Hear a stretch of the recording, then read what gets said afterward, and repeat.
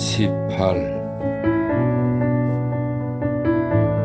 그러나 필립은 삶 정상의 맑은 대기 속에 오래 살지는 못했다.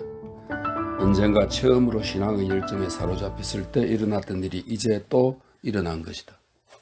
그는 신앙의 아름다움을 너무나 강렬하게 느꼈고 자기 희생의 열망이 마치 보석과 같은 빛을 내면서 그의 가슴 속에서 불타오르면 오를수록 그 소망에 대한 자신의 힘이 모자란다는 것을 뼈아프게 느꼈다.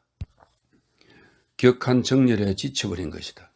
그의 영혼은 갑자기 기이한 목마름으로 가득 찼다. 그를 에워싸고 늘 같이 계시던 하나님의 존재가 점차 잊히기 시작했다. 그리고 모든 종교적 일과도 빠짐없이 지키기는 했으나 모두 형식적인 것이 되고 말았다.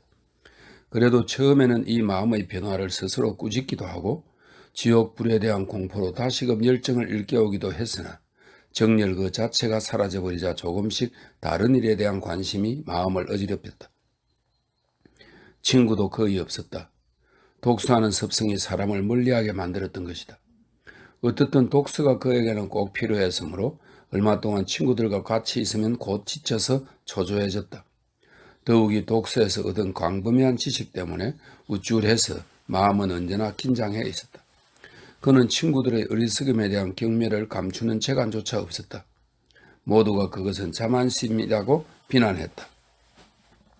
그의 뛰어난 점이란 것도 그들 눈에는 실로 하찮아 보여서 그들은 도대체 무엇이 그다지도 자랑스러우냐고 비웃음조로 묻기도 했다.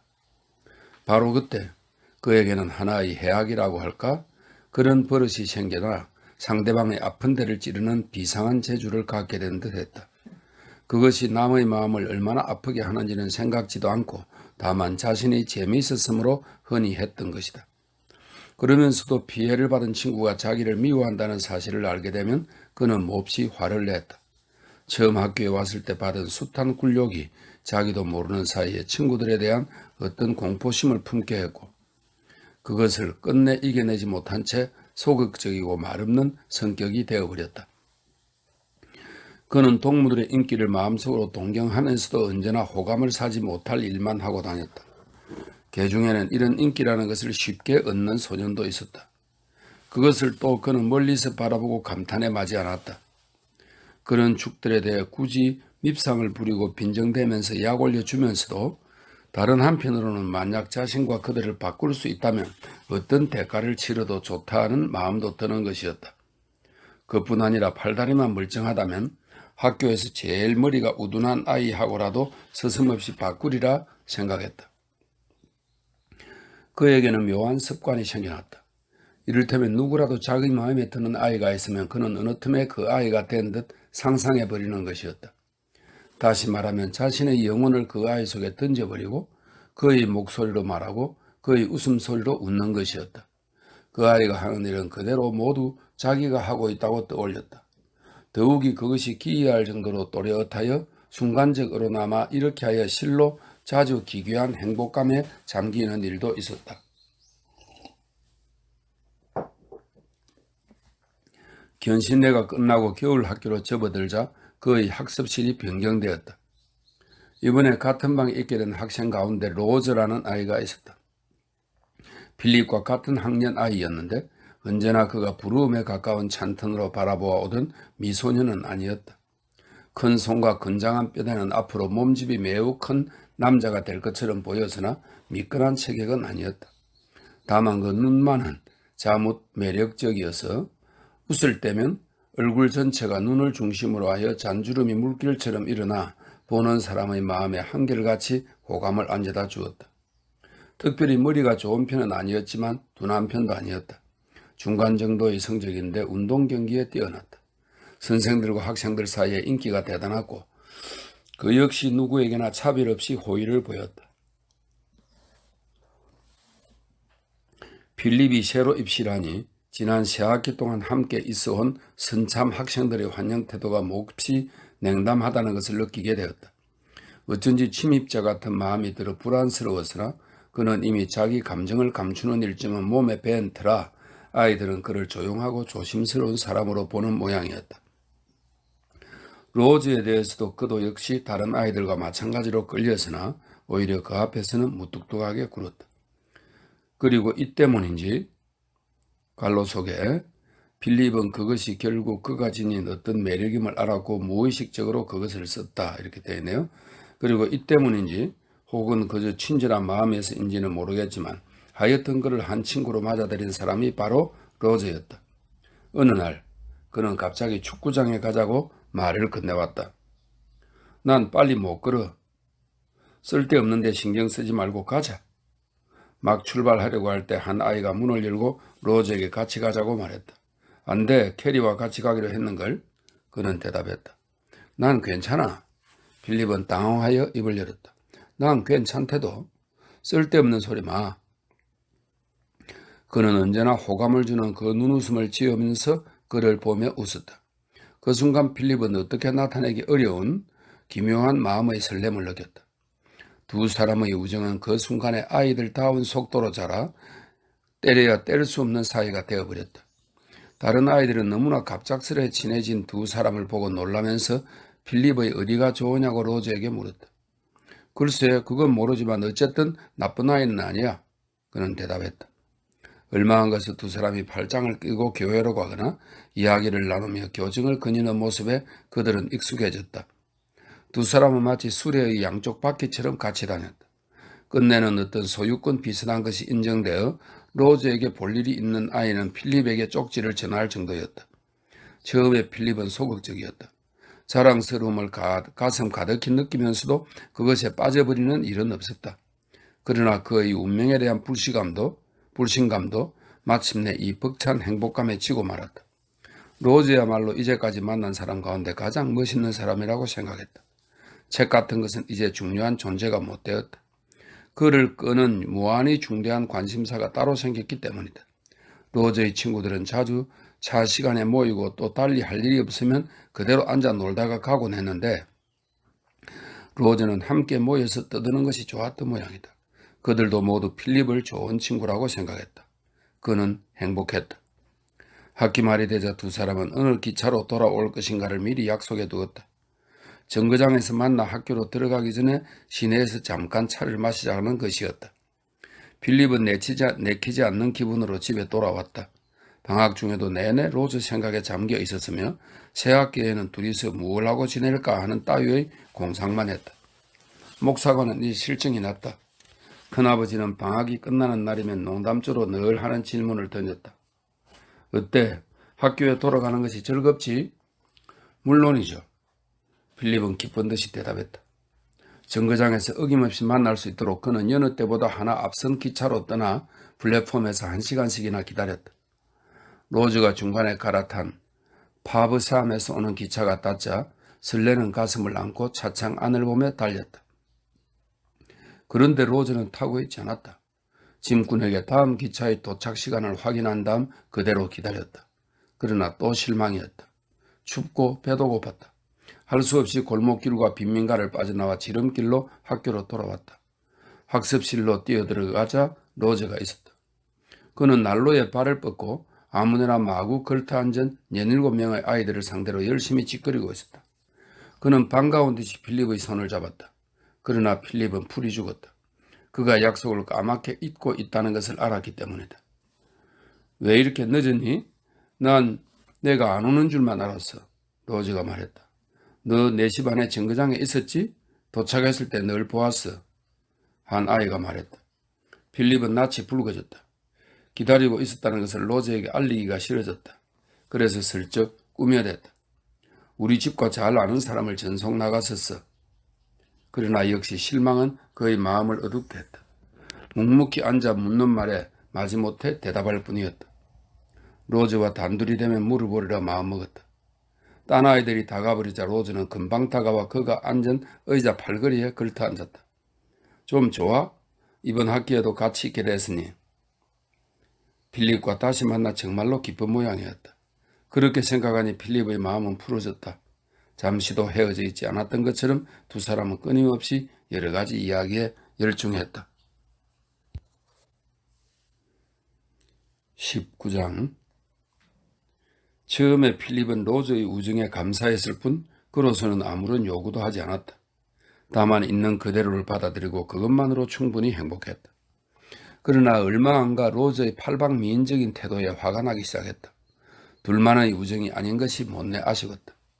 이제까지는 다만 은혜로 받아들이던 것을 이번에는 권리로 요구하게 되었다. 로즈와 딴 아이들의 교제를 그는 질투의 눈으로 보았다. 그리고 무리한 일이라 생각하면서도 때로는 로즈에게 심한 말을 한 적도 있었다. 로즈가 남의 방에 들러 1시간씩이나 부질없이 떠들고 오기라도 하면 공연히 화가 나서 심술을 부렸다. 온종일 부어 있을 때도 있었다. 그러나 로즈는 그의 기분을 모르는지 아니면 알면서도 일부러 그러는지 무시하는 태도였다. 그 때문에 필립은 더욱 애가 탔다. 곧잘 그는 어리석은 줄 알면서도 일부러 싸움을 걸어 이틀 사흘 서로 말을 안 할 때가 있었다. 그러나 도저히 오랫동안 화를 내고 있을 수가 없어서 자기가 정당하다는 확신이 있을 때조차 결국은 굽히고 들어갔다. 그러면 한 주일은 그전대로 지내졌다. 그러나 우정의 전성기는 지나갔다. 로즈로서는 단순한 습관에서가 아니면 화를 내면 성가시다는 생각에서 함께 거닐어 준다는 것을 필립도 알 수 있었다. 처음 만났을 때처럼 자주 이야기하지도 않았다. 로즈는 가끔 지루해했다. 나의 질름발이가 마침내 로즈의 눈에 거슬리게 되었구나 하고 필립은 느꼈다. 학기가 끝날 무렵 학생 2명이 성홍열에 걸려 전염을 막기 위해 모든 학생들을 귀가시켜버리자는 이야기가 나왔다. 그러자 병자는 격리 수용되고 그 뒤 새로운 환자가 나오지 않아 일단 전염병은 그친 것으로 생각되었다. 그런데 그 환자 가운데 하나가 필립이었다. 봄 방학은 내내 병원에서 지냈고 여름 학기 초에 요양을 해야 한다고 해서 목사관으로 돌아왔다. 의사가 이제 전염의 우려는 전혀 없다고 했음에도 캐리 씨는 매우 경계하면서 그를 맞아들였다. 의사는 회복기에는 바닷가에서 요양을 하게 하라고 권했지만 다른 데 보낼 만한 곳이 없었으므로 하는 수 없이 맞아들이기로 동의한 것이다. 필립은 학기 도중에 학교로 돌아왔다. 로즈와 다툰 일은 다 잊어버리고 그가 둘도 없는 친한 벗이라는 사실만 기억하고 있었다. 자기가 어리석었던 것이다. 앞으로는 좀 더 현명해져야겠다고 마음먹었다. 요양 중에도 로즈는 2번 짧은 글을 보냈는데 끝은 반드시 빨리 나아서 돌아오라는 말로 맺고 있었다. 필립으로서는 로즈도 자기와 마찬가지로 어서 만나고 싶어 못 견디는 줄 알고 있었다. 학교에 돌아와 보니 6학년 학생 하나가 성홍열로 죽어 학습실 편성에 조금 변화가 생겨 로즈는 다른 방으로 옮겨가고 없었다. 실망이 컸다. 닫자마자 그의 방으로 뛰어갔다. 마침 로즈는 헌트라는 아이와 같이 책상에서 공부하고 있다가 그가 들어서자 사뭇 못마땅하다는 듯이 돌아보며 고함을 쳤다. 누구야 대체? 로즈는 필립이라는 것을 알자 건조한 투로 말했다. 너니? 필립은 어리둥절하여 그 자리에 섰다. 뭘 하나 들러본 거야? 공부하고 있었어. 그러자 헌트가 옆에서 물었다. 언제 왔니? 5분밖에 안 돼. 두 아이는 필립을 방해꾼이나 되는 듯이 바라보았다. 어서 나가달라는 얼굴이었다. 필립은 얼굴이 화끈 달아올랐다. 그럼 난 갈게. 끝나거든 들러. 그가 로즈에게 말했다. 그렇게 하자. 필립은 문을 닫고 쩔뚝거리며 자기 방으로 돌아갔다. 무섭게 화가 났다. 로즈 녀석 같으니 반가워하기는커녕 싫은 얼굴을 하다니. 그러고 보면 처음부터 단순한 학교 친구 이상의 아무것도 아니었는지 모른다. 그래도 행여 로즈가 오면 어쩌나 하고 방 밖으로 한 발짝도 나가지 않은 채 기다리고 있었으나 그는 끝내 나타나지 않았다. 그 이튿날 아침 기도 시간에 나갔더니 로즈와 헌트가 팔짱을 끼고 걸어오는 것이 아닌가. 그 밖에 목격하지 못한 일들은 딴 아이들이 일러주었다. 초중등 학교 생활에서 3개월이면 꽤 오랜 시간이라는 것을, 그리고 필립 자신은 외톨이로 지내왔으나 로즈는 넓은 세상에서 살았다는 것을 그는 잊고 있었다. 말하자면 빈자리를 헌트가 알뜰히 메우고 있었던 것이다. 필립은 은연중에 로즈가 자기를 피한다는 것을 알았다. 그러나 필립은 잠자코 사태를 받아들이는 인간은 아니었다. 로즈가 혼자 있을 때 그의 방으로 갔다. 들어가도 괜찮아? 로즈는 난처하다는 표정으로 그를 보았다. 들어오고 싶거든 들어와. 그거 고마운데. 필립도 빈정대듯 말했다. 무슨 일이야? 너 내가 돌아온 뒤로 어쩌면 사람이 그렇게 변했니? 무슨 바보 같은 소리.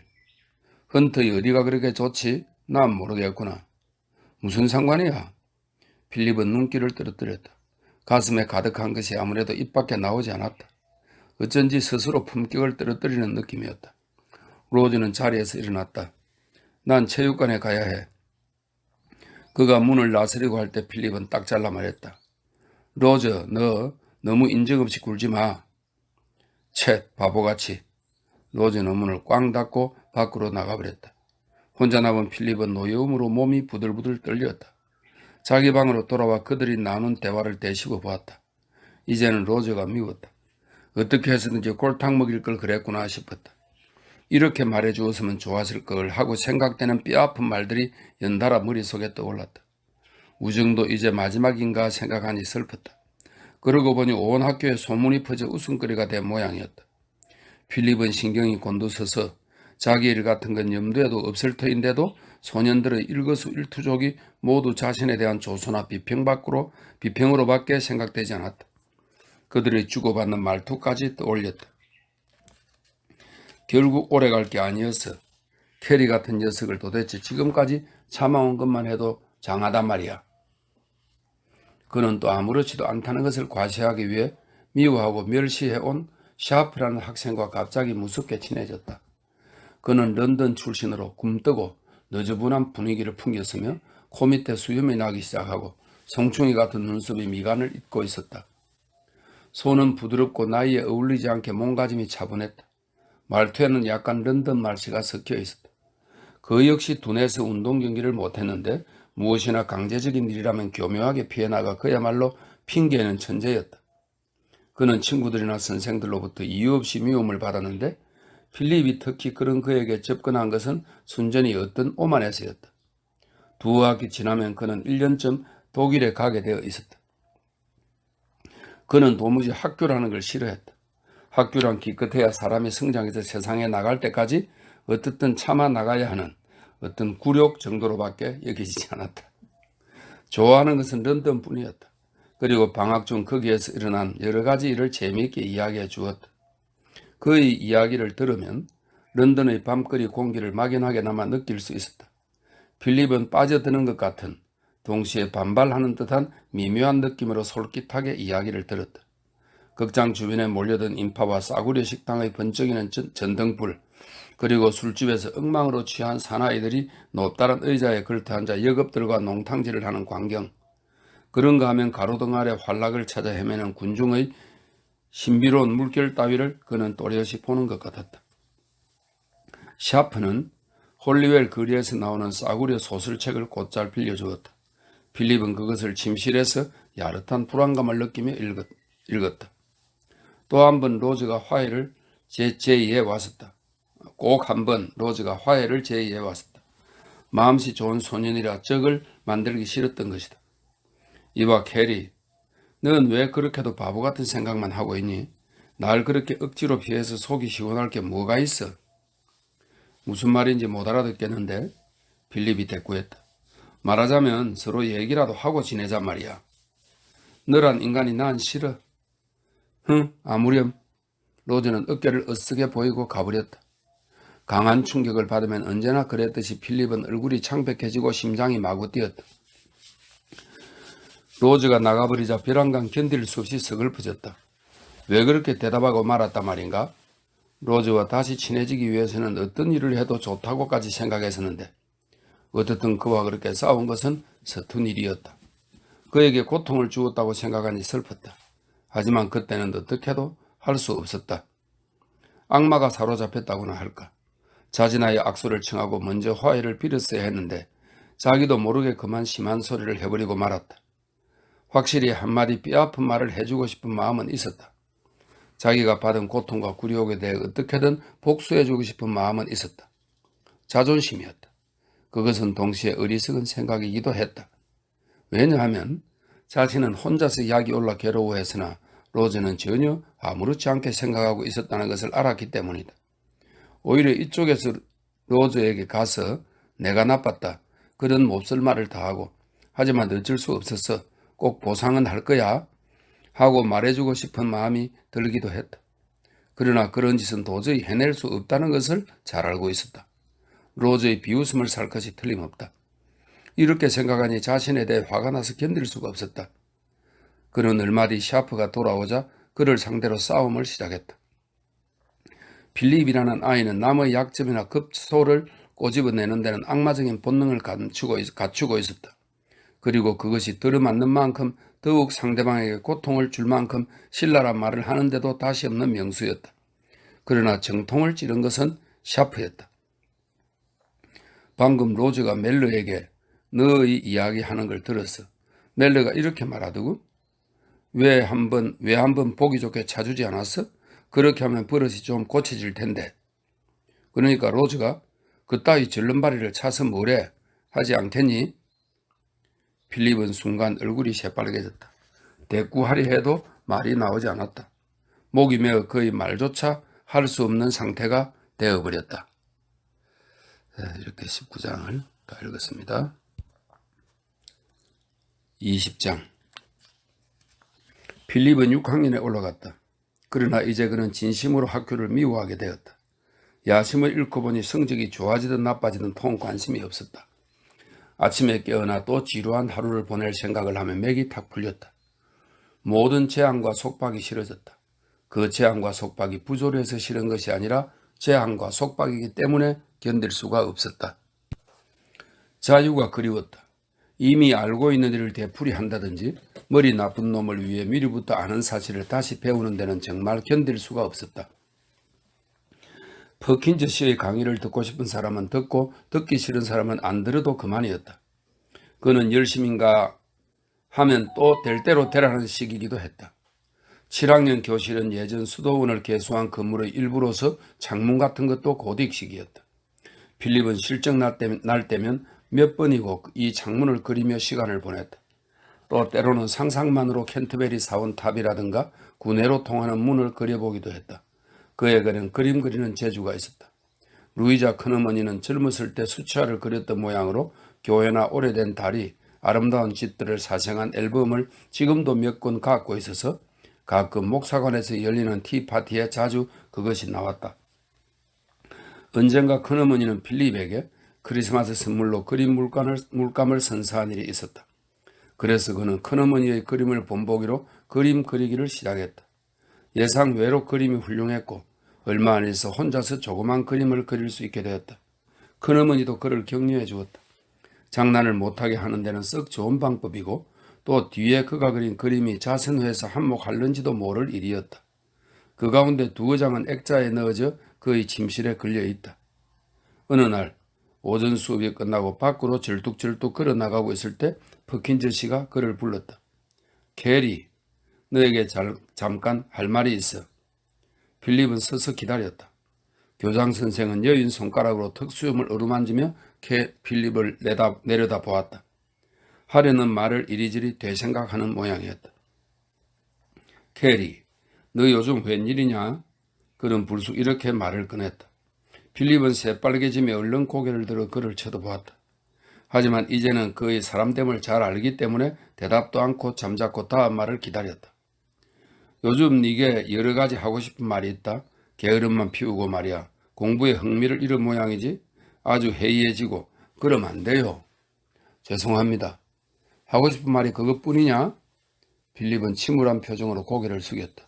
그러나 지긋지긋할 만큼 권태를 느끼고 있다는 말을 어떻게 감히 입 밖에 낼 수 있단 말인가? 알았나? 이번 학기는 낙제다. 진급은 말도 안 돼. 나로서는 좋은 성적을 줄 수가 없어. 필립의 성적표가 목사관에서 어떤 취급을 받는가를 그대로 이야기한다면 퍼킨즈 씨는 뭐라 할 것인가를 생각해 보았다. 먼저 번에도 성적표가 아침 식사 때 도착하자 캐리 씨는 한번 헐끗 보고는 필립에게 넘겨주었다. 자, 성적표다. 잘 봐도 헌책방의 서적 목록이 들어있는 봉투를 뜯으며 큰아버지는 말했다. 필립이 들여다보는 것을 보고 큰어머니가 물었다.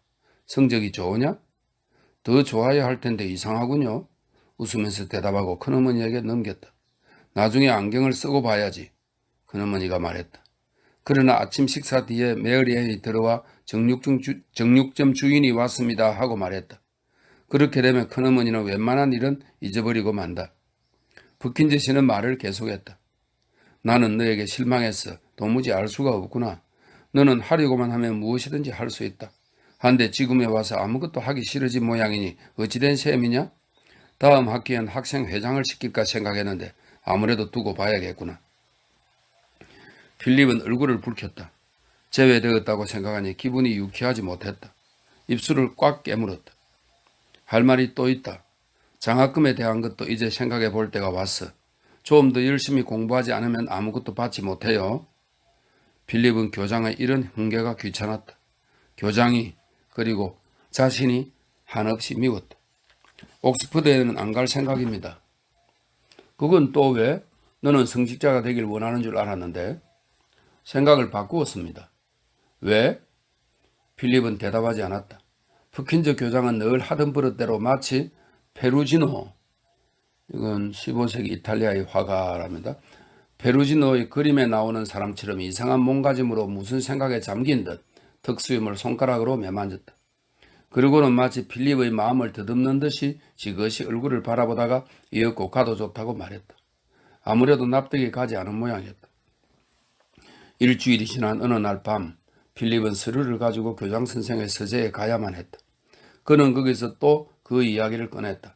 다만 이번에는 전혀 태도가 달라졌다. 교사 대 학생이 아니라 인간 대 인간으로 상대해왔다.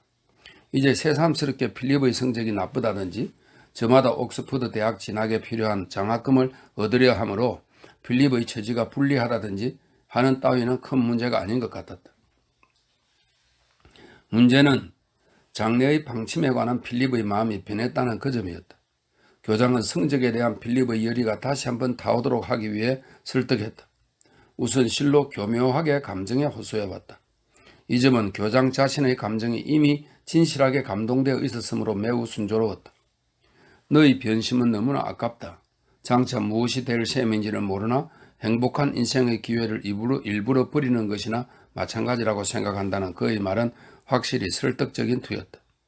필립이라는 사내 아이는 겉으로는 매우 냉정해 보이지만 갈로 속에 그는 본디 그런 기질을 타고난 데다 학교에서의 습관도 있어 갑자기 확 얼굴을 붉히는 것 말고는 별로 자기 감정을 나타내는 일이 없었다. 이렇게 되어 있네요. 겉으로는 매우 냉정해 보이지만 사실은 매우 감정적이어서 남의 감정에 따라 쉽사리 움직이는 경향이 있었으므로 이때도 곧 교장 선생의 말에 감동되었다. 교장 선생이 그만큼 자기를 생각해 준다는 것을 생각할 때 너무나 고마웠으며 자기의 행동이 그다지도 교장을 슬프게 했는가 생각하니 양심의 가책을 느꼈다. 학교 전체의 일을 돌봐야 할 바쁜 교장 선생이 자기 일을 이렇게 염려해 주는 것을 생각할 때 약간 자랑스럽기도 했다. 그러면서도 한편으로는 난 싫어요, 죽어도 싫어요 하며 필사적으로 맞서는 마음이 있었다. 점차 결심이 묻어져 오는 것을 느꼈다. 마음속에 솟아오르는 약한 마음을 이겨내기에는 확실히 무력했다. 그것은 마치 가득 찬 물그릇에서 넘쳐 흐르는 빈병에 차서 넘치는 물과도 같았다. 그는 이를 악물고 되풀이했다. 난 싫어요. 죽어도 싫어요. 이윽고 버킨즈 교장은 필립의 어깨에 손을 얹고 말했다. 나는 너의 마음을 억지로 바꾸려는 것이 아니다. 결정하는 것은 너 자신이다. 다만 하나님의 인도와 도우심을 바라고 구하여라. 교장 선생 사택에서 나오자 가랑비가 내리고 있었다. 그는 구내로 통하는 아치 길 아래를 걸어갔다. 아무도 없었다. 너름나무에 깃든 까마귀도 울기를 그쳤다. 천천히 거닐었다. 온몸이 달아오르던 참이라 비가 차라리 상쾌했다. 그 강렬한 감정의 소용돌이에서 풀려나 그는 다시 한번 교장 선생의 말을 되새겨 보았다. 역시 항복하지 않은 것이 다행이라고 생각했다. 어둠 속으로 커다란 교회 그림자가 희미하게 보였다. 그는 교회가 싫었다. 강제적으로 끌어내는 그 길고 지루한 예배 때문에 이제는 교회 자체가 싫었다. 언제 끝날지도 모르게 찬송가가 이어진다. 게다가 그것이 이어지는 동안에는 어쩔 수 없이 서 있어야만 했다.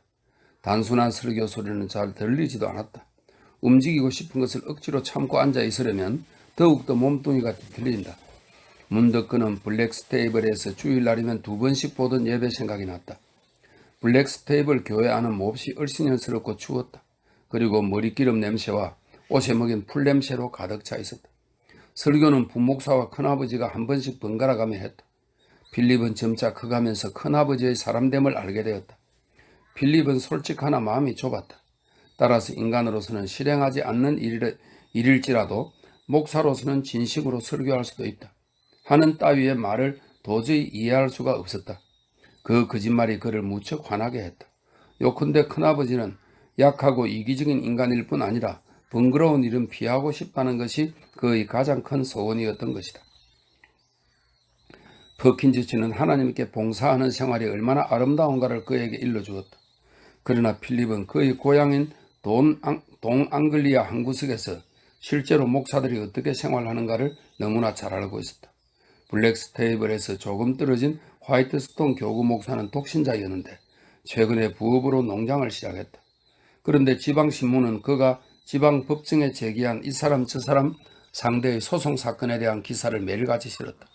그것도 품삯 지급을 요구하는 노동자나 또는 그를 사기로 모는 상인들을 상대로 하는 소송 사건이었다. 그 밖에도 그가 소를 굶겨 죽였다는 등 얼마 안 가서 그에 대한 커다란 배척운동이 있으리라는 등 여러 가지 소문이 자자했다. 그리고 퍼은 교구의 목사는 특수염을 기르고 인물이 훤하게 생긴 사람이었는데 아내가 그의 학대에 못 이겨 달아났다고 했다. 그 아내의 입을 통해 그의 타락한 사생활이 근처에 퍼지게 되었던 것이다. 다음 바닷가의 조그만 마을 시얼 교구의 목사. 그는 저녁마다 목사관 바로 앞에 있는 선술집에 나타난다고 한다. 언제나 그곳 집사들이 캐리 씨에게 의견을 언젠가 물으러 온 적이 있었다. 생각해보면 그런 마을에서는 가난한 농부들이나 어부들 말고는 이야기 상대가 없다. 기나긴 겨울밤에 벌거벗은 나무 끝을 스치는 바람 소리가 처량하고 아무리 둘러보아도 보이는 것은 단조롭게 거지없는 벌거벗은 경작지뿐 오직 가난이 있고 이렇다 할 일거리라고는 찾아볼 수도 없다. 성격상의 온갖 삐뚤어진 요소가 그야말로 완전히 해방되고 제약하는 것은 아무것도 없다. 인간은 편협해지고 괴벽해진다. 필립은 이러한 모든 사실을 알고 있었다. 그러나 그의 어리고 고지식한 마음은 그것이 변명된다고는 생각하지 않았다. 자기도 그런 생활을 해야 한다고 생각하면 몸서리 쳐질 뿐이었다. 어쨌든 넓은 세상으로 나가고 싶었다. 21. 퍼킨즈 씨는 얼마 안 가서 그의 충고가 아무런 효과도 없다는 것을 알게 되었다. 그리하여 그 뒤로 학기가 끝날 때까지 필립은 완전히 무시되었다. 성적표는 엉망이었다. 그것이 도착하여 큰어머니가 성적이 어떠냐고 물었을 때 필립은 태연히 대답했다. 형편없어요. 뭐? 내가 한번 봐야겠군. 큰아버지가 말했다. 큰아버지, 제가 캔터베리에 더 머물 필요가 있을까요? 얼마 동안 독일이라도 다녀왔으면 싶은데요. 넌 또 무슨 생각에서 그런 말을 하니? 큰어머니가 물었다. 좋은 생각 같지 않으세요? 샤프는 이미 왕립학교를 떠나 하노버에서 편지를 보내왔다. 그야말로 본격적으로 인생과 마주하게 된 것이다. 그렇게 생각하면 그는 가만히 있을 수 없었다. 앞으로 1년이나 더 지긋지긋한 생활을 해야 한다는 것은 생각만 해도 견딜 수가 없었다. 그렇게 되면 장학금을 못하지 않니? 어차피 장학금 타기는 다 틀렸어요. 더욱이 옥스퍼드에는 가고 싶지도 않고요. 넌 문제번에 성직자가 된다고 하지 않았니? 큰어머니가 놀라서 외쳤다. 그런 생각은 벌써 옛날에 버렸어요. 큰어머니는 어안이 벙벙하여 필립을 바라보아서나 자신을 억누르는 것이 습관처럼 된 그녀는 조용히 남편 찻잔에 차를 따랐다. 무거운 침묵이 흘렀다. 큰어머니의 두 뺨에서 눈물이 주르르 흘러내리는 것이 보였다. 이처럼 큰어머니를 괴롭혔는가 생각하니 필립은 갑자기 마음이 아팠다. 거리의 재봉사가 만든 몸에 꼭 맞는 검은 드레스, 주름 잡힌 얼굴에 피로해 보이는 파란 눈, 그리고 젊었을 때와 똑같은 반백의 야릇한 모양의 고수머리, 이런 것들이 모두 우스꽝스럽게 보였으나 한편 이상하게도 서글픈 모습이기도 했다. 필립은 처음으로 그것을 느꼈다. 얼마 뒤 큰아버지가 부목사와 같이 서재로 들어가 버리자 그는 큰어머니를 안으며 말했다. 큰어머니를 괴롭혀드려서 정말 죄송합니다. 그렇지만 참다운 하나님의 부르심이 아니라면 성직자가 되더라도 아무런 소용이 없을 거예요. 필립, 나는 정말 실망했다. 그래도 큰 희망을 걸고 있었는데 내가 큰아버지의 부목사가 되고 때가 오면 내가 뒤를 이을 거라 생각했었지. 필립은 몸서리가 쳐졌다. 그리고 몹시 허둥댔다. 그물에 걸린 비둘기가 죽을 힘을 다해 퍼덕이듯 심장이 뛰놀았다. 큰어머니는 그의 어깨에 머리를 기대고 소리 없이 울고 있었다. 큰어머니, 제가 캔터베리를 떠나도록 큰아버지께 말씀드려 주세요. 전 학교가 아주 싫어요. 그러나 캐리 씨는 한 번 결정한 일을 쉽게 바꾸려 들지 않았다.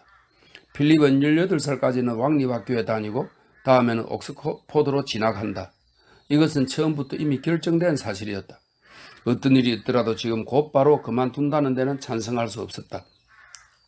현재까지 아무런 예고도 없었을 뿐더러 이번 학기의 수업료는 어차피 내야 하기 때문이라는 이유에서였다. 길고 때로는 맹렬한 응수 끝에 마침내 필립이 말했다. 그럼 이번 크리스마스까지만 다니고 그만두기로 하자고 말씀드려 주세요. 그럼 교장 선생님께 편지를 띄워 의견을 물어봐야겠다. 아, 빨리 21세가 되었으면 남이 하라는 대로만 해야 하니 정말 싫어. 21세 이전까지는 그래야 되는가 봐. 그 이유는 마음대로 하고. 20년 전. 필립, 큰아버지 들으시는데 그런 말 하면 못 써요. 큰어머니는 부드럽게 타일렀다. 하지만 교장 선생님은 퇴학하라고 하시지 않을 거예요. 안 그래요? 학생들에게서 다 얼마씩 돈을 받으니까요. 왜 너는 옥스퍼드에 가기 싫다는 거지? 교회에 안 들어갈 바에야 무슨 소용이 있겠어요? 아니, 이미 교회 안에 있는데 그게 무슨 소리냐? 그럼 제가 성직자라는 말씀인가요? 필립은 성급히 말했다. 그럼 넌 도대체 무엇이 되고 싶니? 큰어머니가 한마디 했다. 글쎄요, 아직 잘 모르겠어요. 무엇가 되든 외국어를 배워두는 편이 좋겠죠. 그런 지겨운 곳에 있기보다는 독일에서 1년쯤 지내는 쪽이 훨씬 더 수학이 있을 거예요. 옥스포드로 가는 것은 거의 현재의 연장이 아니냐고. 그는 그런 말까지 할 생각은 없었다. 하지만 어떻든 독립된 인간이 되고 싶었다. 더욱이 옥스포드 대학에 가면 옛 학우들이 있을 테고 그렇게 되면 아는 사람도 있을 것이다. 그로서는 우선 그런 인간들로부터 도피하고 싶었던 것이다. 지금까지의 학교 생활은 실패였다. 어떻게든지 새 출발을 하고 싶다는 것이 그의 소망이었다. 독일에 가고 싶다는 그의 희망은 그 점에 가끔 블랙스테이블에서 논의된 어떤 사상과 관계가 있었다. 마을 의사 집에는 친구들이 가끔 찾아와 머물며 바깥 세계 소식을 전해주었다. 그리고 이곳 바닷가에서 8월을 지내는 피스객들도 저마다 자신의 의견을 피력했다. 캐리 씨도 구식 교육 따위는 크게 유용하지 않다는 점과 현대의가 그의 젊은 시대와는 달리 앞으로 중요해지리라는 점을 들어서 알고 있었다. 그러나 그는 마음의 갈피를 잡을 수가 없었다. 일찍이 그의 아우 하나가 시험에 떨어져 독일로 건너간 전례가 있었는데 그가 장티푸스에 걸려 그대로 거기서 죽어버렸기 때문이다. 그런 일도 있어서 그로서는 아무래도 위험한 실험이라고 밖에 생각되지 않았다. 여러 가지 의논한 결과 필립은 한 학기 동안만 더 캔터베리로 돌아가 있다가 크리스마스 때 학교를 그만두기로 했다. 필립도 이 결정이 그리 불만스럽지는 않았다. 그런데 학교로 돌아와 며칠이 지나자 교장 선생이 이렇게 말했다. 큰아버지한테서 편지가 왔다. 내가 독일에 가고 싶어 하는데 어떻게 생각하느냐고 물으셨어. 필립은 깜짝 놀랐다. 큰아버지가 약속을 깨뜨린 일이 분했다. 이미 결정된 사실이라고 생각하는데요. 그는 말했다. 어림도 없지. 퇴학이라니 어림도 없는 생각이라고 답장을 보낼 참이다. 필립은 바로 책상에 앉아 큰아버지를 공박하는 편지를 썼다. 말이고 뭐고 앞으로 아무것도 가릴 게 없었다. 화가 나서 그날 밤은 늦도록 잠을 이룰 수 없었다. 아침에 일찍이 일어나자 그들의 어제까지의 처사를 생각하고 애를 태웠다. 그는 초조하게 답장을 기다렸다. 답장은 2, 3일 뒤에 왔다. 그것은 눈물을 흘리며 쓴 큰어머니의 부드러우면서도 괴로운 듯한 편지였다. 큰아버지에게 그런 편지를 쓰는 것이 아니다. 매우 슬퍼하고 계시다. 내 행위는 너무나 황당하여 크리스찬답지 못하다. 우리로서는 최선을 다하고 있다. 우리가 너보다 나이가 더 많으므로 어떻게 하는 것이 너에게 이로운 일인지 더 잘 알 수 있는 것이다. 그 정도는 너도 알아주어야 하지 않겠느냐. 이런 내용이었다. 필립은 주먹을 불끈 쥐었다. 그따위 이야기는 귀가 아프도록 들어왔다. 그러나 그것이 어째서 옳은 말인지는 도무지 알 수 없었다. 현재의 형편은 잘 알지도 못하면서 나이를 더 먹었다고 그만큼 현명하다고 자부하니 도대체 무슨 까닭일까? 편지는 퍼킨즈 씨에게 보낸 퇴학 예고를 일단 취소했다는 말로 끝을 맺었다. 필립은 그 다음 반휴일까지 화가 가라앉지 않았다. 토요일 오후에는 교회 예배에 참석해야 하므로 반휴일은 화요일과 목요일로 되어 있었다. 6학년 학생들이 모두 가고 난 뒤에도 필립은 남아 있었다. 선생님, 오늘 오후에 집에 갔다 와도 좋겠습니까? 그는 물었다. 안 돼. 교장은 한마디로 거절했다. 중대한 일로 큰아버지를 꼭 만나 뵈어야겠습니다. 안 된다고 했다. 필립은 대답도 없이 밖으로 나와버렸다. 모든 일에 일일이 허가를 받아야 하는 이 굴욕, 더욱이 싸늘하게 거절당한 굴욕. 그는 굴욕감에 거의 안절부절 못했다. 이제 와서는 교장 선생이 한없이 미웠다. 아무런 이유도 없이 압제하는 교장의 폭군적 행위에 필립은 몸부림쳤다. 너무나 화가 나서 앞뒤 분별조차 없어졌다. 점심을 먹자 늘 지나다니는 뒷길을 빠져 블랙스테이블로 가는 기차 시간에 맞춰 정거장으로 갔다. 그냥 무조건 가버리네. 목사관에 닿으니 큰아버지 부부는 식당에 있었다. 아니, 너 어쩐 일이냐? 큰아버지가 말했다.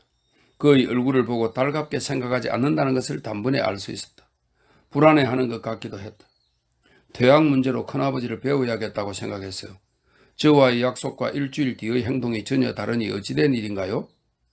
자기의 대담성에 필립 스스로도 놀랐다. 하지만 할 말은 이미 다 생각해 놓았다. 가슴이 몹시 울렁거렸으나 용기를 내어 말해버렸던 것이다. 허락 받고 왔니? 아니요. 교장 선생님께 말씀드렸더니 거절하셨어요. 오늘 왔다 갔다고 말씀하십시오. 죽도록 혼이 나겠죠. 큰어머니는 뜨개질하면서 두 손을 들었다. 이런 논쟁에 익숙하지 못한 부인은 큰 충격을 받았던 것이 틀림없었다. 크게 혼을 내주어야 마땅해. 비겁한 짓이 하고 싶거든 얼마든지 하세요. 그런 편지를 교장 선생님께 보낸 큰 아버님이시니 얼마든지 하실 수 있겠죠. 이렇게까지 말한 것은 필립의 실수였다. 말 한 번 잘했다는 듯이 목사가 반격태세로 나왔다. 이런 무리한 말을 하는 놈과는 더 상대할 수 없어. 그는 위험 있게 말했다. 그리고 벌떡 일어나 빠른 걸음으로 방을 나가더니 서재로 들어갔다. 문이 닫히고 자물쇠 잠그는 소리를 필립은 들었다. 아, 어서 21살이 되었으면 이렇게 매어 살다니 진절머리가 나. 루이자 큰어머니는 소리 없이 울기 시작했다. 필립, 큰아버지 앞에서 그런 말을 했어야 되겠니? 가서 잘못했다고 빌어라. 조금도 잘못한 게 없어요. 큰아버지는 정말 비겁해요. 물론 절 학교에 더 두어야 돈 낭비밖에 안 돼요. 하지만 그러시는 게 아니에요. 큰아버지 돈도 아니면서 아무것도 모르는 사람들에게 나를 맡기다니 잔인한 일이에요, 정말. 뭐라고 필립? 홧김에 열이 나서 찌꺼리던 그는 큰어머니의 목소리에 멈칫했다. 숨이 끊어질 듯한 목소리였다. 어떤 지독한 말을 했는지 자신도 잘 몰랐던 것이다. 필립, 넌 어쩜 그렇게 지독한 말을 할 수 있니? 우리는 오직 너를 위해 최선을 다하고 있어. 하기야 우리는 아무 경험도 없어. 자식을 길러본 사람 같지는 못할 거야. 그래서 교장 선생님께 은원도 드린 것 아니냐? 그래도 나는 친엄마처럼 너를 대하려고 했다. 나는 너를 친자식처럼 사랑했는데. 끝내 그녀는 목 놓아 울었다. 키가 작고 가냘픈 어딘가 노처녀 같은 애절한 그녀의 모습은 필립의 마음을 움직였다. 목구멍에서 갑자기 무엇인가 큰 덩어리가 울컥 치밀고 눈물이 앞을 가렸다. 큰어머니 잘못했어요. 그런 말씀드릴 생각은 아니었어요. 필립은 큰어머니 옆에 무릎을 꿇자 두 팔로 그녀를 껴안고 눈물에 젖은 탄력 없는 뺨에 키스했다. 그녀는 마구 흐느꼈다. 그때의 평생을 살아온 이 여인, 그는 문득 가엾은 생각이 들었다. 이렇게 격한 감정을 나타낸 일은 아직 없었다. 필립, 하기야 마음먹은 것만큼 해주지는 못했을 거야. 그러나 그건 어떻게 해야 할지 몰랐기 때문이란다. 내게 자식이 없다는 것은 내게 엄마가 없는 것과 마찬가지로 무서운 일이었구나. 필립은 자기의 분노도 자신도 모두 잊어버렸다. 오로지 스토른 말과 보기에도 어색한 어루만짐으로 그녀를 위로하는 데 열중했다. 시계치는 소리가 들려왔다. 그는 점호까지 캔터베리로 돌아갈 수 있는 마지막 기차를 타기 위해 곧 뛰어나가야만 했다. 기차간 한 구석에 앉아서 생각하니 결국 아무것도 아니었다. 의지가 약한 자기 자신을 생각하니 은근히 화가 났다. 큰아버지의 위세나 큰어머니의 눈물 따위로 자기의 결심을 굽히다니 너무나 한심스러운 인간이구나 싶었다. 그러나 그 뒤에 큰아버지나 큰어머니 사이에 어떠한 이야기가 있었는지 모르나 교장에게 편지 한 장이 왔다. 교장은 그 편지를 읽으면서 괘씸하다는 듯이 어깨를 으쓱했다. 그는 필립에게도 편지를 보여주었다. 편지 사연은 다음과 같았다. 존경하는 퍼킨저 교장 선생님, 저희 조카 일로 심려를 끼쳐드려 죄송스러운 마음 그지없습니다. 저희 부부는 아이에 대해 몹시 염려하고 있습니다. 필립은 귀교를 퇴학하고자 원하고 그의 큰어머니도 그의 불행한 현재의 심정에 동정하고 있습니다. 우리는 그의 친부모가 아니므로 어떻게 해야 좋을지 몰라 몹시 곤란한 처지에 있습니다. 아이 자신의 성적이 나빠지는 것도 염두에 없으며 학교에 더 머물러 있는 것은 금전 낭비라고까지 말하고 있습니다. 아무쪼록 그의 이야기를 들어보셔서 도저히 그의 마음에 변함이 없다면 처음 제가 말씀드린 대로 크리스마스를 기하여 퇴학할 수 있도록 허가해 주시면 감사하겠습니다. 이만 줄입니다. 윌리엄 캐리. 그럼 자기 큰아버지가 거짓말을 안 했네. 필립은 편지를 교장에게 돌려주었다. 그는 자기의 승리에 어떤 자랑스러움을 느꼈다. 마침내 어려움을 뚫고 뜻을 이뤄낸 것이다. 만족스러웠다. 어쨌든 그의 의지가 다른 사람의 의지를 꺾은 것이다. 편지 한 장으로 마음을 바꾸는 그의 큰아버지에게, 너희 큰아버지에게 내가 시간을 없애가며 답장을 쓴 데야 아무 소용도 없겠지. 교장은 노한 듯이 말했다. 필립은 한마디도 대답하지 않았다. 얼굴 표정은 아주 평온했으나 눈빛만은 숨길 수가 없었다. 버킨저 씨는 필립을 흘끗 바라보더니 웃으며 말했다. 그래, 네가 이겼다는 거야? 필립은 그만 웃음이 터져나왔다. 기쁨을 참을 수가 없었다.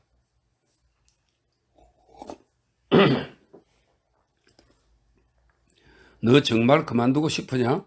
네, 선생님. 여기서는 불행하단 말이지? 필립은 얼굴을 붉혔다. 그는 무엇이나 감정의 내부를 더듬으려 드는 것에는 본능적으로 반발했다. 글쎄요.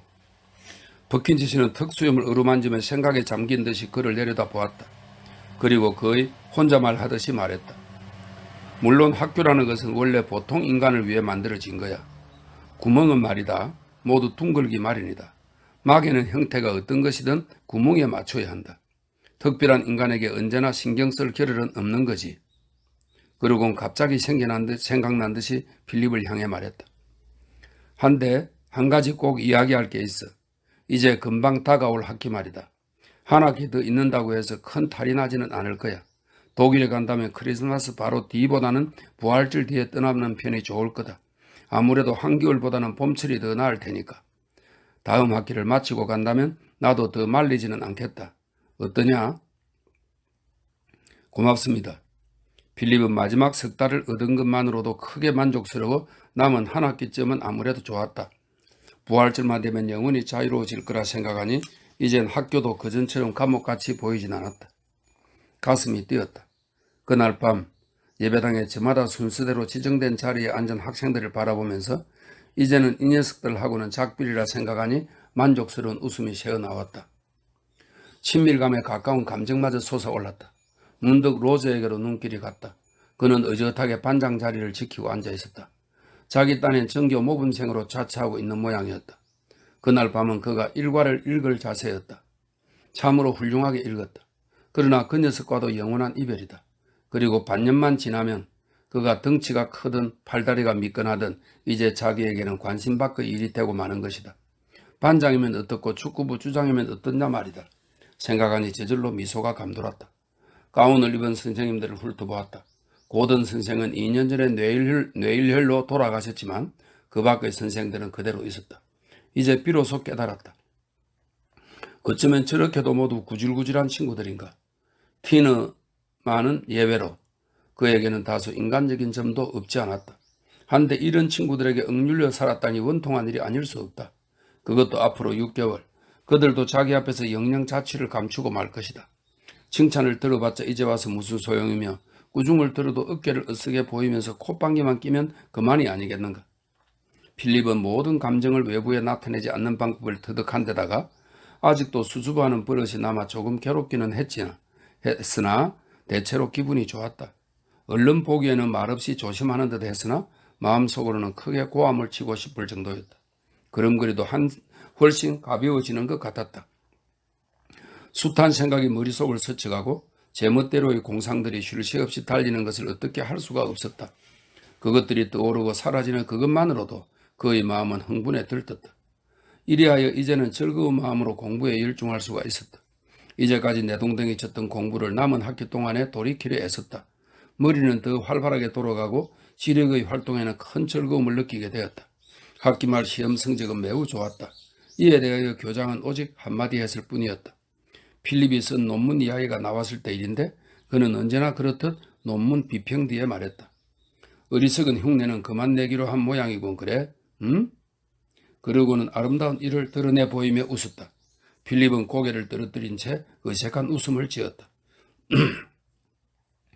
여름 학기 말에 나오는 여러 가지 상을 자기들끼리만 나눠 가질 것으로 알았던 6학생은 벌써 오래전부터 필립을 경쟁 상대로 여기지 않았었는데 이제 와서는 다시금 그를 불안한 눈초리로 바라보게 되었다. 부활절에는 학교를 떠나게 되고 따라서 어떤 면으로도 그들과 경쟁 상대가 안 된다는 것을 필립은 아무에게도 알리지 않고 오히려 그들이 불안해하는 대로 내버려 두었다.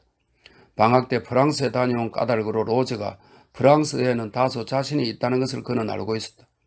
또한 로즈는 영어 논문으로 주임 사제상을 노리고 있었다.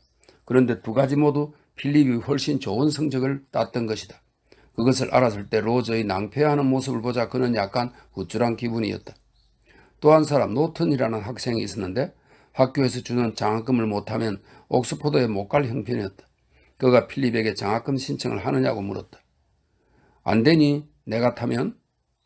다른 사람의 장래를 자기 손아귀에 쥐고 있다고 생각하니 유쾌해졌다. 또 이 여러 가지 상들을 일단은 손에 넣었다가 이런 것 따위는 필요 없어 하고 놈들에게 주어버리면 어떨까 하는 낭만적인 생각도 들었다. 마침내 종업일이 되었다. 그는 작별 인사를 하려고 교장 선생에게로 갔다. 정말 그만두려는 건 아니겠지? 교장 선생이 깜짝 놀라는 것을 보자 필립은 고개를 숙였다. 말리지 않겠다고 말씀하시지 않았습니까? 어차피 일시적인 변덕이라고만 생각했었지. 내가 원래 고집이 세고 남의 말을 잘 안 듣는다는 건 나도 알고 있어. 그러나 도대체 왜 지금 학교를 그만두려는 거냐? 어쨌든 이제 남은 건 한 학기뿐 아니냐. 넌 맥들린 대학 장학금을 타는 것도 어렵지 않을 거야. 더구나 학교에서 주는 상의 절반은 네가 탈 텐데. 필립은 환한 얼굴로 교장을 쳐다보았다. 보기 좋게 쏘가 넘어간 모양이군. 그러나 이미 굳게 약속에 놓은 바다. 아무리 교장이라도 약속을 어길 수는 없겠지. 옥스퍼드 생활은 참 재미있다. 장래 무엇이 될 것인가를 곧바로 결정할 필요는 없어. 머리만 좋으면 옥스퍼드에서의 생활이 얼마나 재미있는가를 너는 아직 잘 모를 거다. 그렇지만 전 이미 독일에 갈 준비를 해놓았는데요. 필립은 단호히 말했다. 그런 것쯤이야 바꿀 수도 있지. 교장은 특유의 익살스러운 웃음을 지으면서 말을 이었다. 어떻든 너를 잃는다는 것은 매우 유감스러운 일이다. 학교에서는 착실히 공부하는 둔재가 게으름 부리는 머리 좋은 녀석보다 성적이 좋은 수가 있다. 그러나 총명한 아이가 한번 공부하기 시작하면 그래, 이번 학기의 네 성적이 그거야. 필립은 어리둥절하여 얼굴을 붉혔다. 칭찬에는 익숙하지 못한 필립이었다. 총명하다는 말은 아직까지 들어본 적이 없었다. 교장은 그의 어깨에 손을 얹었다. 너도 알겠지만 아둔한 아이에게 무엇을 억지로 가르치기란 정말 재미없는 일이거든. 그러나 이쪽에서 제 말도 끝내기 전에 척 알아듣는 학생이 있지. 그렇게 되면 벌써 가르친다는 게 그만큼 즐겁고 유쾌한 일이 된다. 필립은 이 친절이 눈물겨웠다.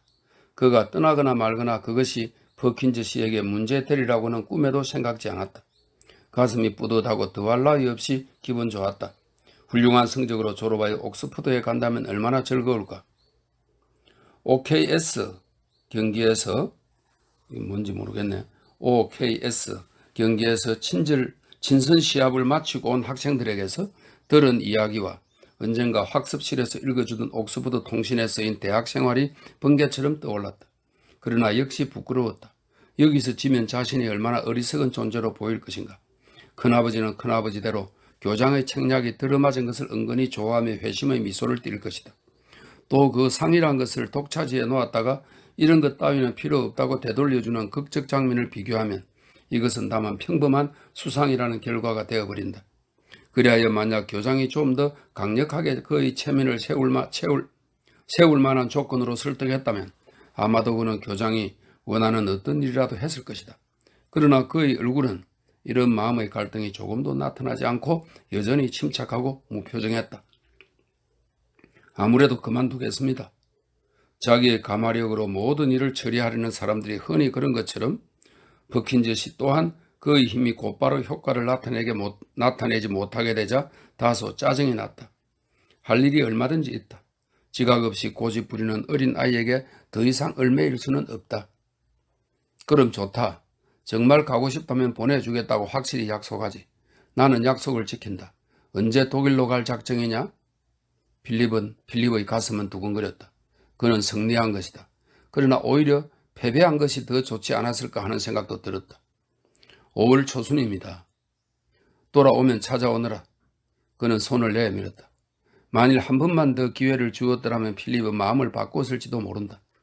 교장은 이미 그 일이 결정되어 버린 것으로 생각하고 있는 듯 했다. 필립은 교장 사택을 나왔다. 마침내 학교 생활이 끝나고 자유로운 몸이 되었다. 그러나 그 순간에 맛보리라 예상했던 미칠 듯한 환희는 전혀 느껴지지 않았다. 그는 천천히 교정을 거닐었다. 깊은 우수가 마음을 사로잡았다. 자기가 저지른 일이 어리석은 일이나 아니었으면 좋겠다고 생각했다. 가고 싶지도 않았다. 그렇지만 이제 다시 교장 앞에 가서 학교에 머물겠노라고 말할 수도 없다. 그것은 견딜 수 없는 굴욕이기 때문이었다. 그는 자기가 올바른 행동을 했는가 반성해 보았다. 자기 자신과 또 모든 사정에 대해서도 어쩐지 불안스러웠다. 그는 사람이라는 것은 고집을 세우고 나면 언제나 꼭 후회하는 것일까 하고 혼자 뇌까려 보았다.